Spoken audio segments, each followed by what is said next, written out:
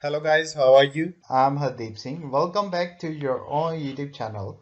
IELTS updates and recent exams. For more updates related to recent IELTS exam writing test topics, listening, reading, practice test, and speaking, you got guesswork. Please, guys, participate in everyday listening and reading practice test to achieve your desired band score in your actual IELTS exam. Please hit the like and subscribe button. Press the bell icon for the upcoming notifications. Don't forget like, subscribe and share my YouTube channel and my Facebook page, IELTS updates and recent exams. Part 1. You will hear a conversation between two doctors at Royal Hospital. First you have some time to look at questions 1 to 7.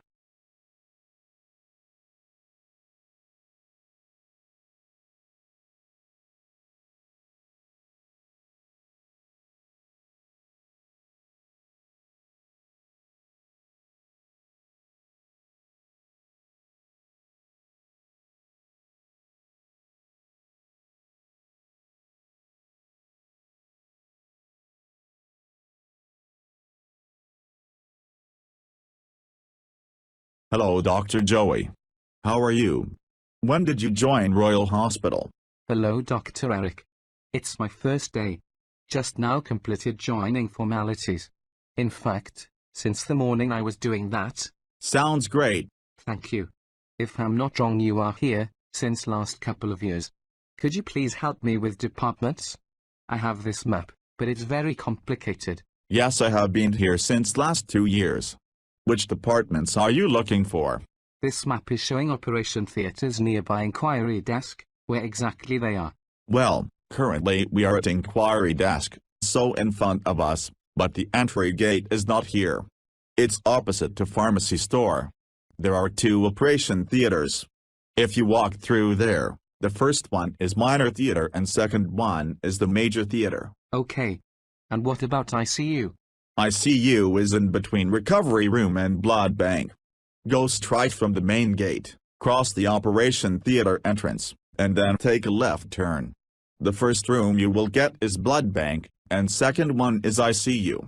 Okay, and where is doctor's room? Again go straight from the main gate, cross the operation theater's entrance, but this time take right. There is only one room at left side, which is the doctor's room. Okay. And could you please tell me where is cafeteria? I have not eaten since the morning. You must take your lunch. Cafeteria is in the same lane of pharmacy. First room at the left side of main gate. Yes, I should take my lunch. Thank you for all your help. Oh, yes. One last thing I would like to ask you. I have heard about very special room for children's, where it is. Yes. Children's room of this hospital was very famous, because it was specially designed for children's, but it was very costly. Could you believe since the startup of this hospital only 2 children were treated in that room? So, just because of less patients, last month it was replaced by simple room. It's strange. So, now I am going to cafeteria. Would you like to join me? I have taken my lunch, but I have no work, so, let's go. I will take coffee. Now you have some time to look at questions 8 to 10.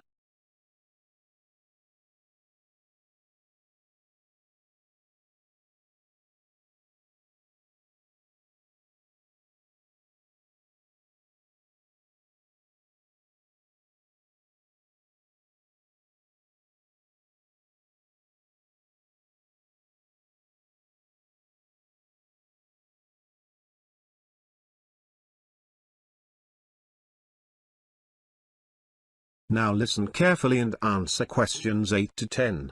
This is such a big hospital. I was wondering for appointments. What is the system? Could you please tell me how patients are getting appointment? Previously, there was calling system. Just because of advancement in technology now the system has been changed to online. So it is very convenient to patients. Just open hospital website. Search the right doctor. Enter date and time and book an appointment. This is the only hospital with such facility. Oh, that's cool. And what would you think the best service of this hospital? Well, there are many, like online appointment, insurance connections, variety of treatments under one roof. but the best in class is patient care. Sounds great. You are here since the beginning, or joined later? This hospital was 3-year-old when I joined, and it's been 2 years I am working here. So, no, I am not here since the beginning. Okay. Pretty nice. I think I should leave now. I have to see one patient at 3 p.m. By the way, it was nice talking to you. See you soon. Bye. Bye. That is the end of part 1. You now have half a minute to check your answers.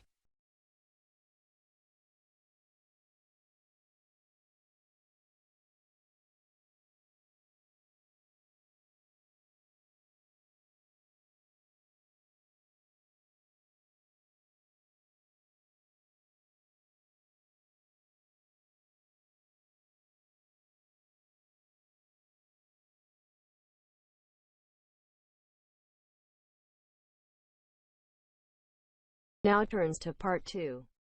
You will hear a talk by a tour guide. First, you will have some time to look at questions 11 to 17.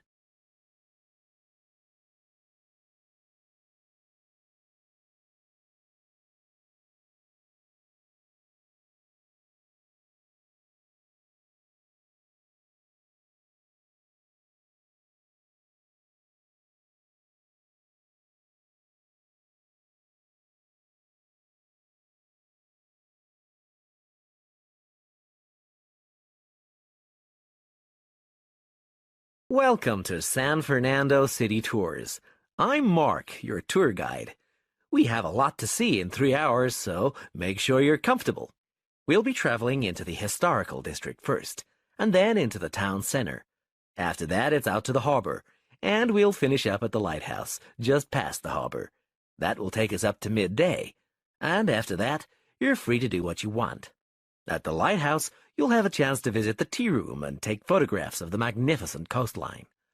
Now, as we have only 3 hours, we won't be able to take you around the shopping district, but we think you'd prefer to look around the shops there in your own time anyway. San Fernando has some well-known tourist attractions, the lighthouse, for example, and the National Library. However, the little-known military museum is not to be missed. Be sure to visit before you leave. Now, there's a lot to do in San Fernando. Indeed, there really is something for everyone. For those who love the water, I can recommend a trip on the Seafarer, one of the most famous boats on the San Fernando River. It does an evening trip with a 3-course meal included. It's great fun for everyone, but especially for young people in their teens or 20s. After 9, there's a disco on the boat, and it gets really lively. Then there's a climbing wall near the town center. It's incredibly popular, with a large wall for expert climbers and a smaller wall for novices. There's a junior wall and a creche, so it's a great day out for those of you with kids. And if you like walking, there's some great walking tours. The City Sights tour is highly recommended, as is the walking tour by the coast. But that one's only for the fit, not really suitable for children or the elderly. For more mature people, or those less able to get around, I would suggest a tour around the vineyards. It can be done in the luxury of a coach, and it's a wonderful way to explore the region's wines. Before you hear the rest of the talk, you have some time to look at questions 18 to 20.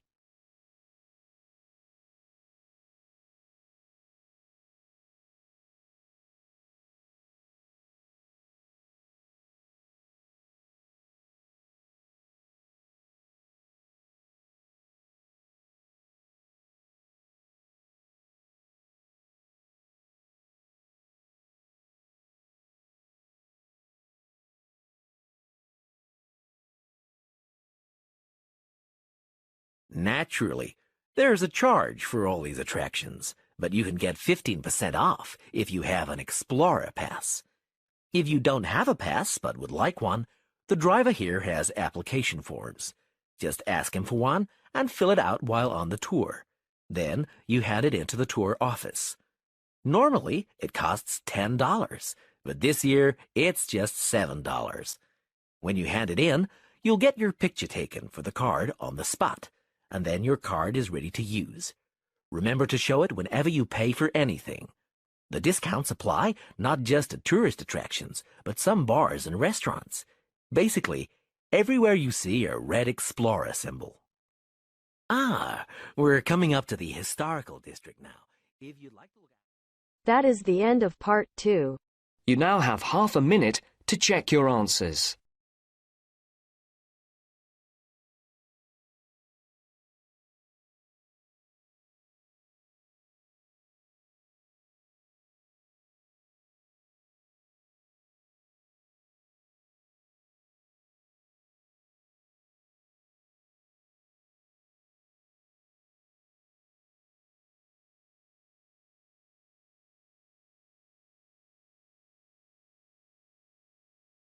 Now turns to part 3. You will hear two students, Sam and Liz, discussing a project for their marketing course. First, you have some time to look at questions 21 to 24.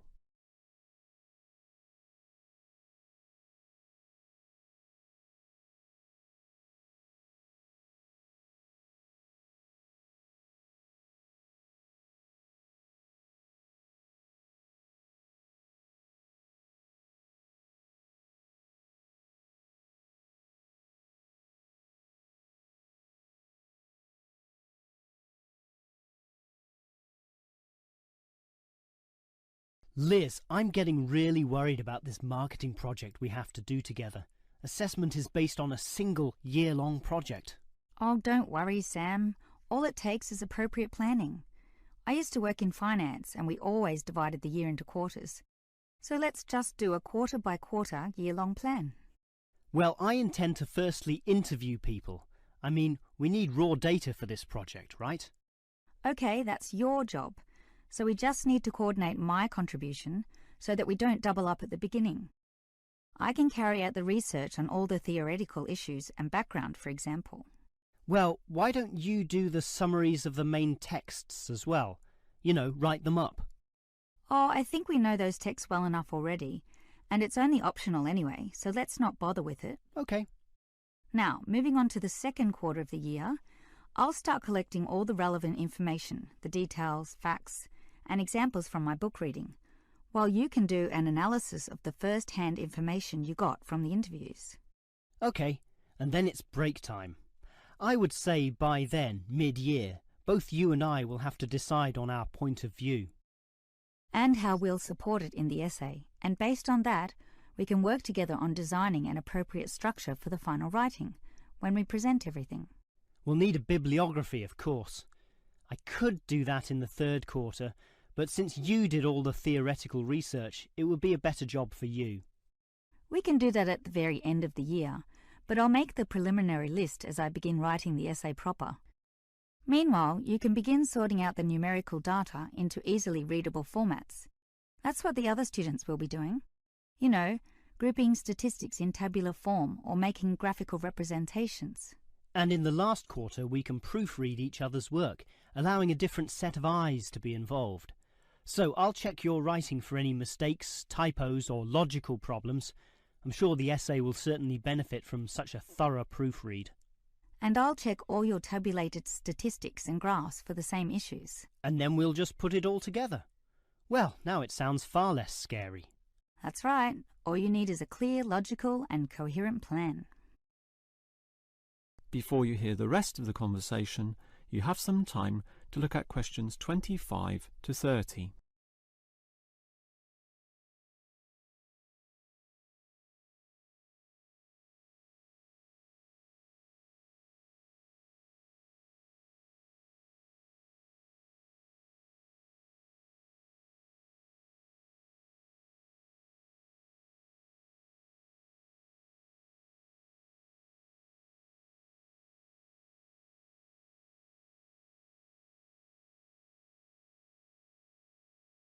As we discussed, Liz, my first task on this project is to get data using interviews, over 100 of them. To do that, I'll need to put a flyer on the university notice board to get volunteers. Okay, just do that and we can start immediately. But I tried this last year and almost no one replied. The whole project was a failure as a result. You just need to ensure that the flyer is designed well. I did a course in design, so I can help you. I'm all ears. Well, one of the first rules, since the notice board will be full of papers, is to make sure your flyer stands out. Thus, don't use white paper, use coloured paper. You mean like yellow paper?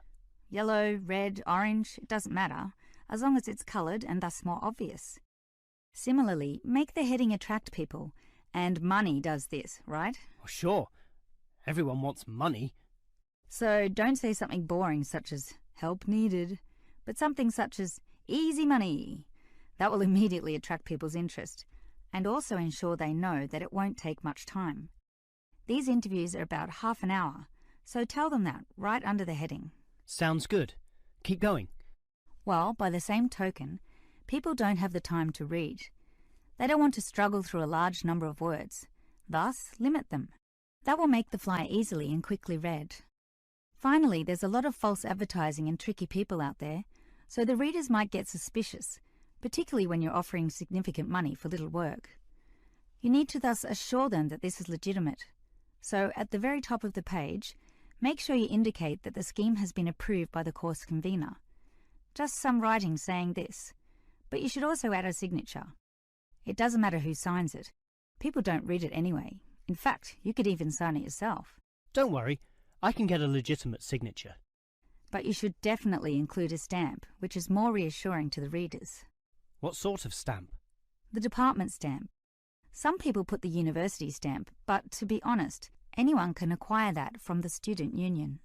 A stamp from your department shows much more authenticity, and that way everyone will feel that the scheme is legitimate and hopefully be willing to give you a ring. So that's it? It's all finished? That's it, apart from the contact details at the bottom of the page, of course. Of course. Hey, that was some useful advice. I think a flyer like that will really draw them in. Thanks for that. No problem. That is the end of part 3. You now have half a minute to check your answers.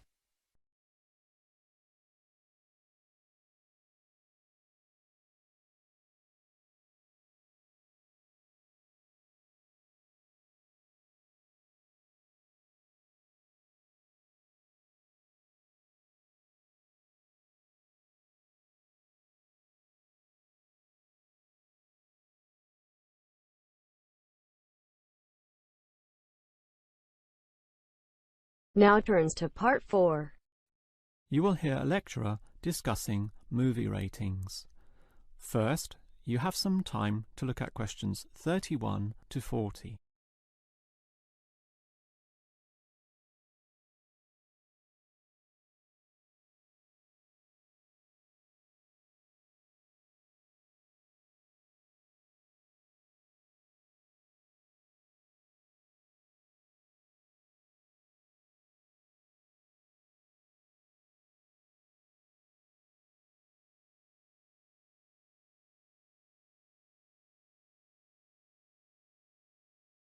One of the most popular pastimes all over the world is watching movies, whether that be at cinemas, at homes on the TV through commercial channels, or DVDs, or internet downloads. Given this popularity, it is clear that movies can influence the way people think and act, which is why there must necessarily be a motion picture rating system, so that people are made aware in advance of the movie's content. The factors involved are bad language, and the cinematic portrayal of sex, violence, drug use, and antisocial or criminal behaviour. For example, virtually all countries will ban movies outright if the scenes involved glorify crime or show criminals getting away with their goods. Imagine, for example, a bank robbery film where the criminals end up retired in Brazil, living lives of luxury with their ill-gotten gains. Such a message may encourage impressionable young men to go and rob banks themselves, since it seems so easy. Thus, in all movies, crime inevitably leads to bad outcomes, in one way or another, be that prison, unhappiness, or death. Yet there are still variations among countries. In Australia, for instance, it is the government which decides on the rating through a special review board, whereas in America, it is the movie industry itself which decides this through a trade association representing the major studios. Furthermore, different cultures may view movies in different ways. Sexual content is viewed more leniently in Europe, but frowned upon in the West. Yet Western cinema often permits levels of violence which European cinema would never allow. And further complications come in when judging a movie within its historical context. For example, a war movie, designed by its makers to be realistic, will necessarily have graphic violence, which will often be permitted, providing it is not glorified in any way. Since America produces the bulk of the world's most watched movies, why don't we look in detail at their movie rating system? It begins with the innocent G rating, standing for general audience, allowing all ages, even very young children, into the cinema. The films are fun and community-oriented, with nothing which would be objectionable. They are often released for the summer holidays, when children are free from school. But if these movies have a mild element of violence or inappropriate and lewd humour, or some scary scenes, then it would be a PG movie, standing for Parental Guidance Needed. This PG rating comes in two forms though: the weak version, a simple PG, or the strong version, PG-13. Most American movies are issued with this latter rating, since it allows the greatest proportion of the population to watch the movie, by which I mean children alongside their parents, while still allowing the movie itself to show society as it really is. Any rating higher than this will restrict children and limit viewership. In fact, if a movie, when shown to the trade association, fails to be issued with the PG-13, the offending scenes are often removed by the movie makers in order to secure this lower rating and ensure the greatest viewership.